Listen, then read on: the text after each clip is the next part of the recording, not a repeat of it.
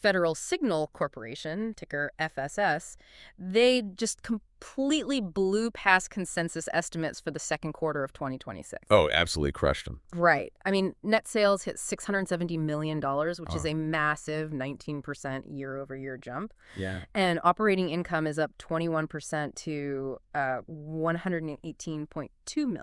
It's a huge beat. GAAP diluted EPS came in at $1.40, adjusted EPS at $1.42. And, the kicker here is management raised their full-year guidance across the board. Yeah, that's the real signal. Exactly. We're looking at a new net sales outlook of $2.58 to $2.67 billion. The stock is just electric today. Well, yeah, I mean, when you look at these numbers as a retail investor, this is exactly the print you want to see. Yeah. You've got revenue surging, profit margins expanding, cash flows just accelerating. Right. And you have a management team basically telling Wall Street, like, hey, we are raising the bar for the rest of the year. So the stock is pricing in a lot of optimism right now, and honestly, for good reason. It makes total sense. So in this deep dive, we are unpacking these financial statements, parsing through, management's commentary and their presentation deck. We need to figure out exactly how this industrial equipment manufacturer is just thriving right now. Because it's not a flashy tech company, No, not at all. And if you're listening and wondering why you should care about industrial machinery, just think about the last time your city had a massive storm or like a sewer backup. Right, or a major road project. Exactly. The machines that fix those disasters are basically invisible to us until we desperately need them. Yeah, we're talking about street sweepers, sewer vacuums, police lights. The essential, non-discretionary stuff. It really is. Federal Signal operates under this mantra. Moves, cleans, protects. And they're essentially the backbone of public safety and municipal maintenance. Which is why we need to look past just that top-line revenue growth. Right. We need to look at why they're so confident in raising guidance, how the segments are actually performing, and what their $1 billion backlog actually means. Okay, let's unpack this because there's a really interesting tension in those headline numbers we just read off. Total net sales grew 19%, right? Yeah, $106 million increase. But if you dig into the management breakdown, their organic growth was only $31 million. Which is just a 6% increase. Right, a massive gap. So, I mean, if your core legacy business is only up 6%, where is the rest of this cash coming from? Well, if It not... makes me think of like buying a luxury office printer, right? Oh, the razor and blades model. Yeah, exactly. They sell you the printer for a decent price, but the real money, the crazy profit margin, is made selling you the ink cartridges for the next 10 years. Is that what's happening here? That's actually a highly accurate analogy. What's fascinating is that Federal Signal isn't just relying on legacy equipment to drive this quarter. That 19% total growth was driven by a multi-pronged strategy. And the first part is acquisitions. So buying the printer company next door. Exactly. They're basically buying top-line growth by bringing other regional businesses under their umbrella. Got it. And the second part, the printer ink in your analogy, is their aftermarket offerings. In industrial manufacturing, selling a $500,000 piece of machinery is really just chapter one. Because it breaks down. Well, it needs maintenance. The real long-term value comes from the parts, the service. Federal Signal specifically noted that higher sales of these aftermarket offerings were a major growth driver. Which makes sense. I mean, if a city buys a massive sewer vacuum truck, that thing is sucking up highly abrasive stuff. Rocks, sludge. Yeah, it's taking a beating. Right. It needs replacement hoses, new filters, specialized servicing. And the city's going to run that truck for, what, 10, 15 years? Precisely. By capturing more of that aftermarket, they maximize the lifetime value of every single machine. It's a recurring revenue stream that is much higher margin than the initial sale. Okay, so acquisitions and aftermarket parts. Was there a third factor? Yeah, the third component management highlighted for closing that growth gap was the proactive management of price-to-cost dynamics. Meaning they're raising prices faster than inflation is raising their raw material costs. In a nutshell, yes. They've been very deliberate about adjusting their pricing. They're making sure inflationary pressures on, like, steel and aluminum don't eat into their profitability. And you can see that in the margins. I mean, operating income outpaced sales, growing 21%. Yeah, their consolidated adjusted EBITDA margin expanded to 21.5%. Up from 20.9 a year ago.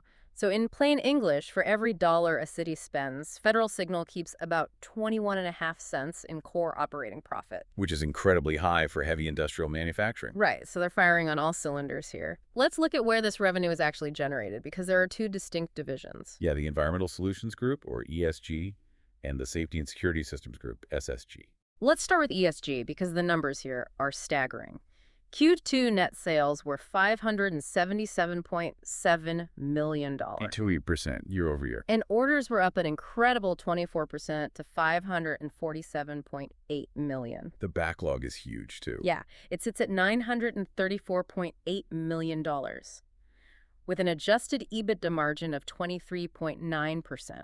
We're talking about nearly $1 billion in backlog just for this one division. It's a total powerhouse. When we talk about municipalities desperately needing to maintain infrastructure, this is the equipment they are buying. This is the moves and cleans part of the business. And the visuals in their presentation deck really bring it to life. I mean, environmental solutions sounds kind of vague on a balance sheet. It sounds like a consulting firm. Right. But the deck shows these absolute behemoths. They aren't just trucks, they're like mobile industrial plants. You've got the TruVac. Oh, yeah, the vacuum excavator. Yeah, it digs using pressurized water and air so it doesn't destroy underground utility lines.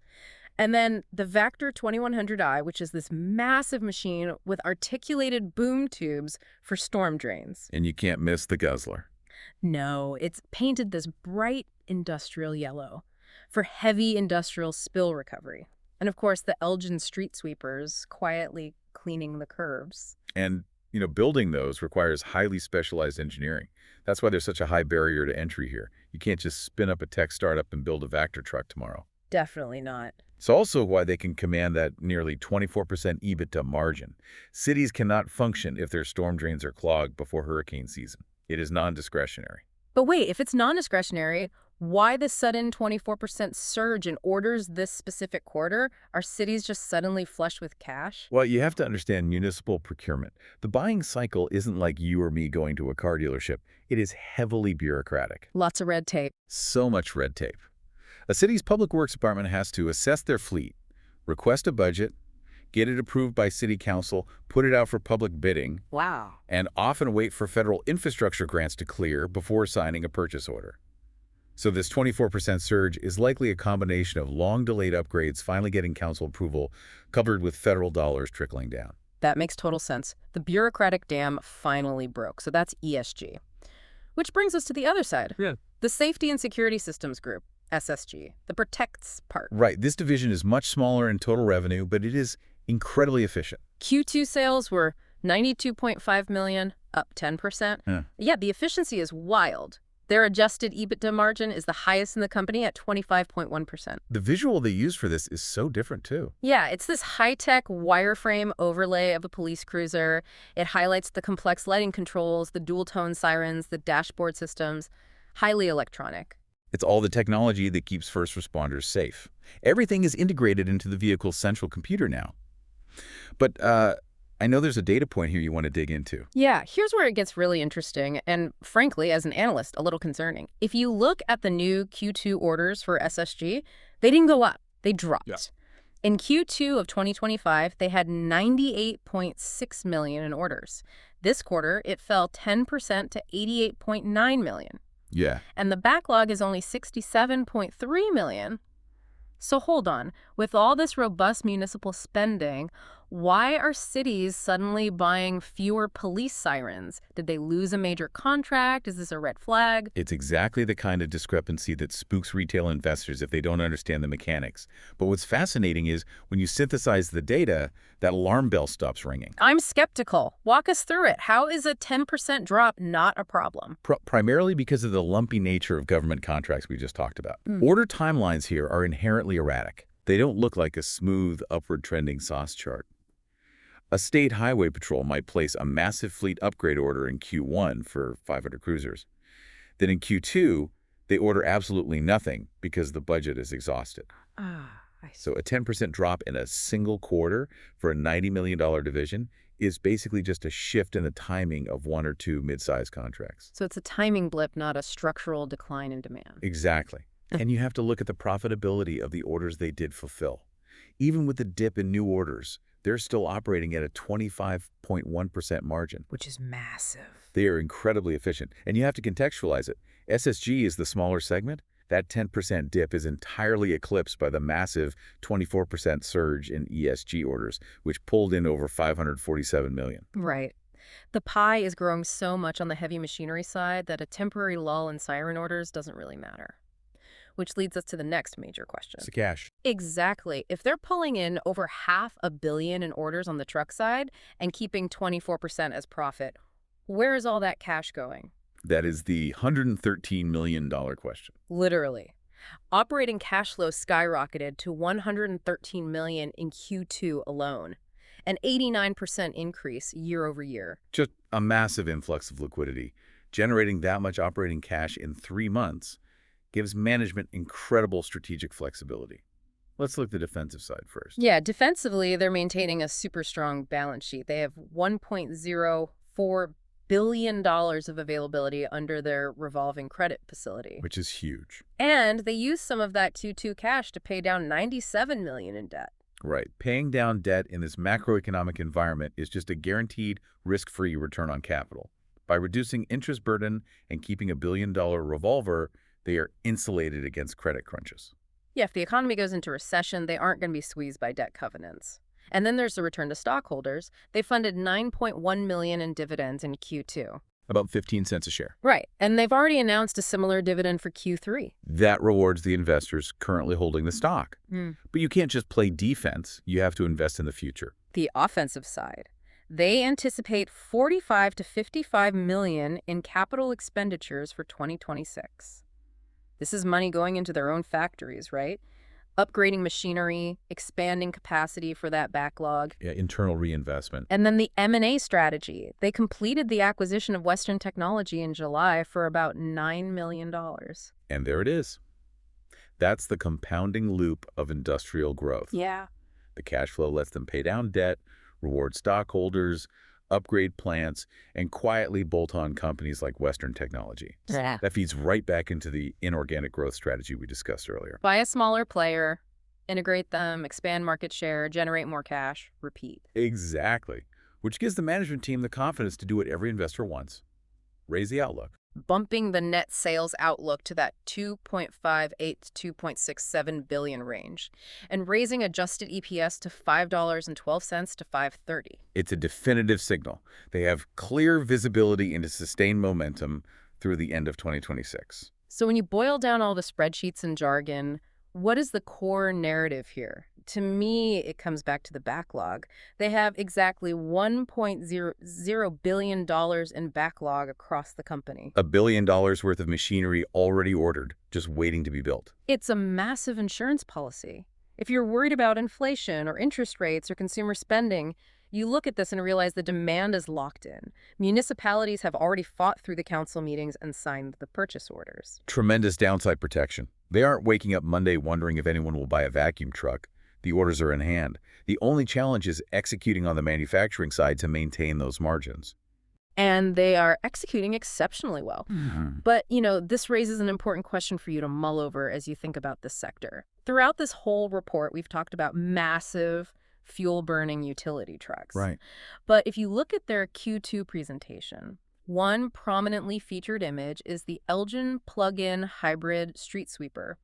It's got a green leaf logo, highlighting reduced emissions. The push for electrification. Yeah, but wait, an electric street sweeper?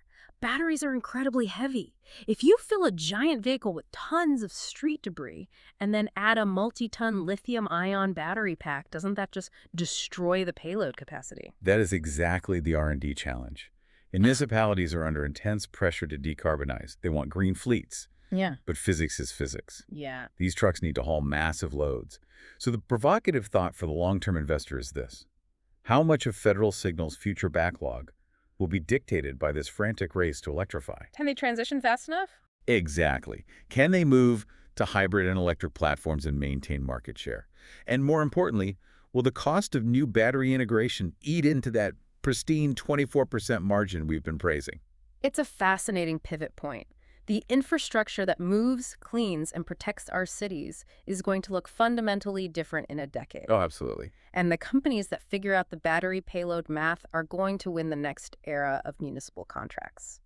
Well, that wraps up our deep dive into Federal Signal's Q2 results. We hope it gives you a clearer perspective on the financial engines powering the equipment on your streets. Keep questioning the infrastructure around you, and be sure to follow the show for our daily earnings coverage so you can stay ahead of the markets.